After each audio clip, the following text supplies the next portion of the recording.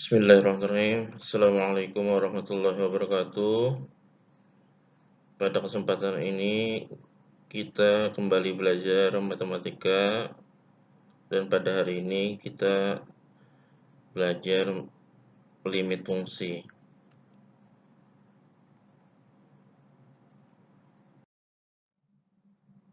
Sebelumnya kita harus memahami dulu kompetensi dasarnya. Kompetensi dasar 3.8 menentukan limit fungsi aljabar.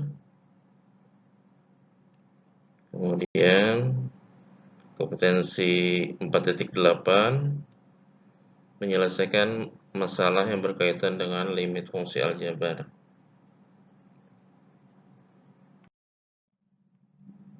Tujuan pembelajaran kita pada hari ini, 1. Kalian mampu menentukan nilai limit fungsi aljabar. Yang kedua, kalian mampu menyelesaikan masalah yang berkaitan dengan limit fungsi aljabar.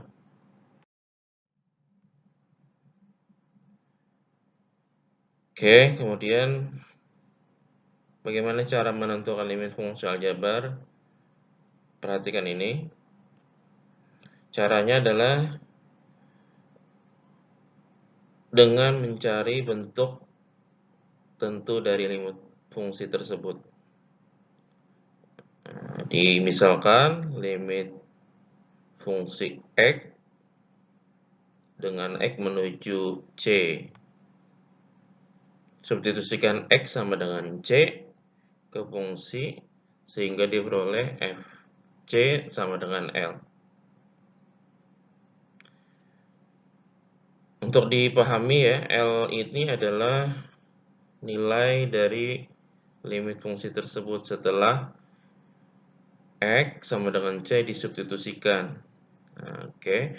Jika L merupakan salah satu bentuk tentu, maka bentuk tak tentu, maka kita harus mencari bentuk tentu limit tersebut dengan beberapa strategi. Yang pertama, memfaktorkan. Yang kedua, perkalian, sekawan, dan yang lain-lain.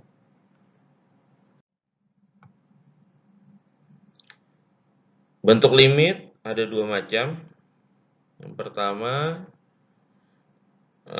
limitnya memiliki bentuk tertentu. Yang kedua, limitnya memiliki bentuk tak tentu. Limit bentuk tertentu seperti ini, limit yang nilainya sudah bisa diperoleh secara langsung. Artinya jika kalian substitusikan X sama dengan C tadi ke fungsi, nanti kalian akan memperoleh nilai berbentuk bilangan real. Contohnya seperti ini. Limit X pangkat 2 tambah 1 untuk X menuju 2. Nah, bagaimana ini menyelesaikannya? Kita coba substitusikan saja. X sama dengan 2. Ini kan di sini ada X menuju 2 tuh. Substitusikan, X-nya ganti dengan 2. Maka akan didapat seperti ini. 2 pangkat 2 tambah 1 sama dengan 4 tambah 1 sama dengan 5. Bagaimana? Mudah kan? Nah, bentuk tertentu ini silakan disubstitusikan saja.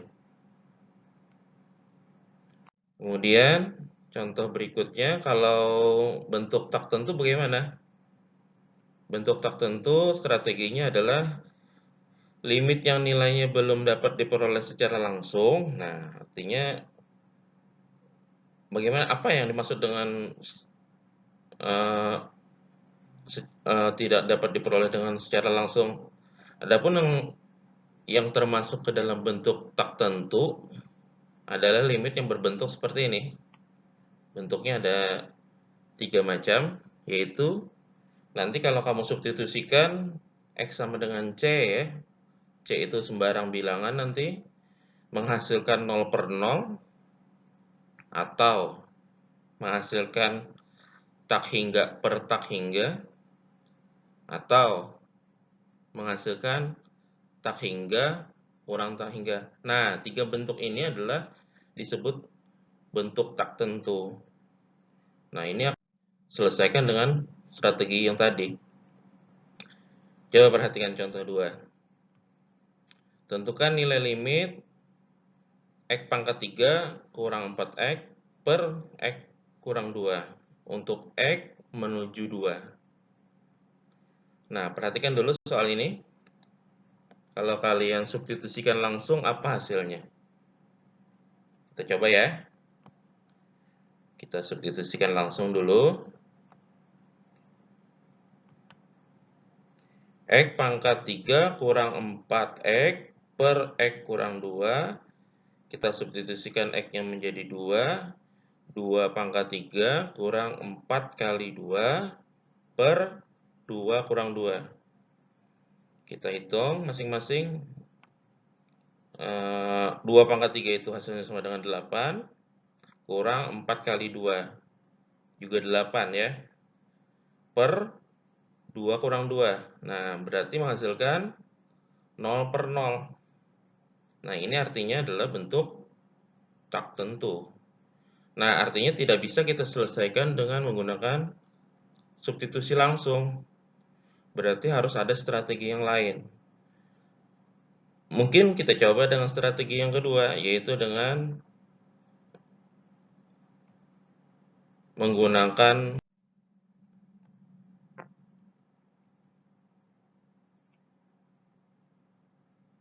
sifat asosiatif.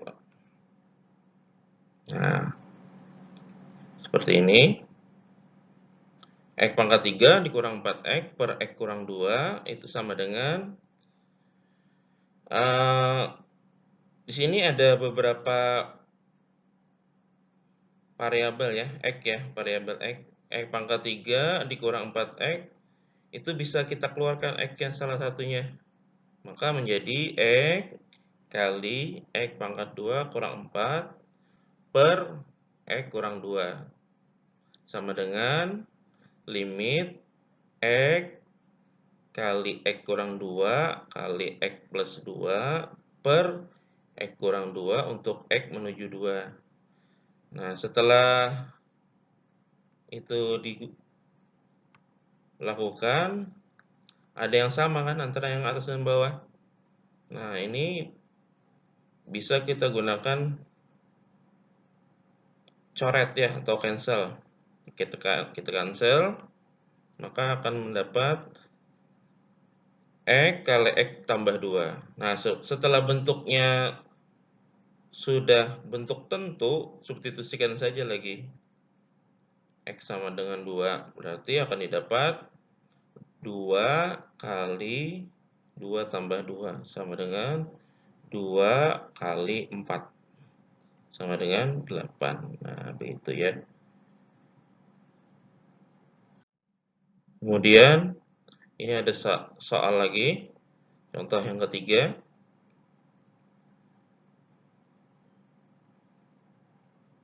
Contoh yang ketiga ini adalah limit X pangkat 2 kurang 16 per akar X kurang 4 untuk X menuju 4. Nah, bagaimana penyelesaiannya ini? Coba kita bahas bersama. Limit X pangkat 2 kurang 16 per akar X kurang 4 untuk X menuju 4. Nah, perhatikan ini. Antara yang per ini ya, antara atas dan bawah. Di bawahnya ini ada bentuk akar. Nah, kalau kita kembali ke kelas 10, bentuk akar yang ada di bawah itu kita bisa sebut bentuk irasional. Nah, bagaimana cara menyelesaikan bentuk irasional? Masih ingat? Ya, kita kalikan dengan bentuk sekawannya. Masih ingat bentuk sekawan dari akar X kurang 4? Ya, betul juga. Akar X kurang 4. Jadi, kita kalikan dengan akar sekawannya. Maka akan didapatkan sama dengan limit X pangkat 2 kurang 16 per akar X kurang 4 kali akar X kurang 4 per akar X kurang 4 untuk X menuju 4. Nah, yang bentuk kuning ini, yang Bapak warnai kuning ini ya bentuk merasionalkannya. Nah, setelah itu tinggal kita upayakan, kita kalikan ya. Pembilang dengan pembilang, penyebut dengan penyebut. Limit, hasilnya adalah limit X pangkat 2 kurang 16 kali akar X kurang 4 per, masih ingat kalau kita mengalihkan akar X kurang 4 kali akar X kurang 4, akarnya hilang ya, maka akan didapat X kurang 4. Kemudian masih ada yang bisa difaktorisasi ini, bentuk ini masih ada ya. X pangkat 2 kurang 16 itu masih bisa kita faktorisasi, yaitu menjadi limit X tambah 4 kali X kurang 4 kali akar X kurang 4 per X kurang 4 untuk X menuju 4. Nah, ini kembali ada yang sama. Kita tandai kuning ya. Nah, ini bisa kita cancel atau kita coret.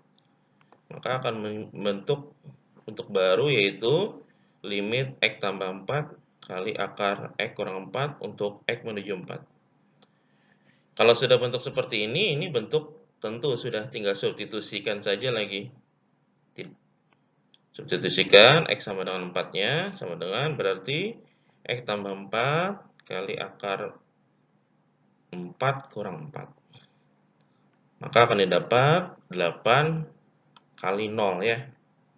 8 kali 0 berapa? 0. Berarti jadi hasilnya adalah untuk limit X pangkat 2 kurang 16 per akar X kurang 4 untuk X menuju 4 sama dengan. Nah, setelah kita belajar tentang limit, ada dua bentuk limit ya. Apa kesimpulan yang bisa kita ambil? Nah, yaitu limit itu ada dua bentuk, yaitu yang pertama bentuk tertentu dan yang kedua adalah bentuk tak tentu. Kemudian untuk menentukan nilai limit bisa dilakukan dengan beberapa cara. Yang pertama dan yang paling utama kita gunakan adalah yang pertama tentu substitusi langsung. Setelah itu yang kedua pemfaktoran, yang ketiga merasionalkan bentuk akar atau mengalihkan dengan faktor sekawan. Nah, sekarang kita evaluasi. Silahkan Ananda semua lihat tugasnya yang ada di Google Classroom. Kemudian kalian kerjakan sesuai dengan deadline yang ditentukan. Sebelum Bapak akhiri, coba perhatikan ini. Nah, limit itu dalam bahasa Inggris ya. Kalau dalam bahasa Indonesianya diartikan adalah hampir. Nah, hampir ya. Kemudian perhatikan semua makhluk di dunia ini memiliki kemampuan yang terbatas. Nah, berarti semua makhluk di dunia ini memiliki limitnya masing-masing, batasnya masing-masing. Nah, untuk itu coba kita renungkan satu ayat dalam Al-Quran. Karena itu sudah sepantasnya kita beriman kepada Allah Subhanahu wa Ta'ala yang memiliki kekuasaan yang tidak terbatas.